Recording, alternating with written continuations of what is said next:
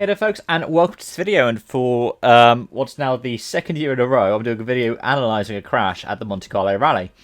This time, unlike last year's one about Ott Tänak's massive accident on the Friday stages, this one's on one of the Thursday afternoon stages, because we had Thursday afternoon stages instead of the Thursday night ones this year. And this one is the one affecting Teemu Suninen. And it's never a good way to start a season, a crash, let alone on the first stage or when you were up on the fastest times in the stage. So what I'm going to do is I'm going to use some of the footage that I've found through WRC Plus and All Live. I'm going to talk you through in a sort of frame-by-frame analysis what's kind of going on here and why this incident happens. I did this, like I said, last year with Tänak's one. I'll put a link to that in the description below. But let's start off by having a look at this. I won't be doing like full proper video because, of course, that will get me potentially taken down by WRC.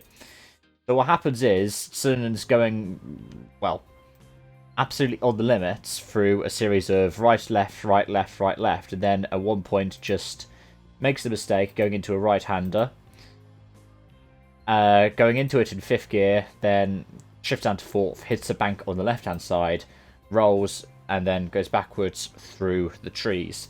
If you have a look at the onboard as well, it's spectacular because you can see from the crash itself how quickly it all goes wrong, and not how quickly it all goes wrong, how quickly it finds out that it's not going to be super rallied, because as soon as they've landed and they've taken the tree out, you can actually see the clearing. You can see like bits of the forest through the roof. That's how you know, as well, with the damage at the back. The roll cage is damaged, there's more damage to the car, apart from just the shell as well.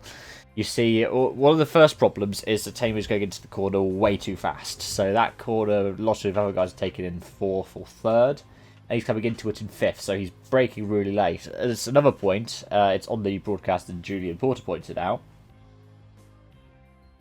The white lines on the tarmac, so the actual like painted lines, mean that it's much worse for braking, especially in wet conditions, because what that does is it changes the friction coefficient, so it's more likely for you to be able to slip.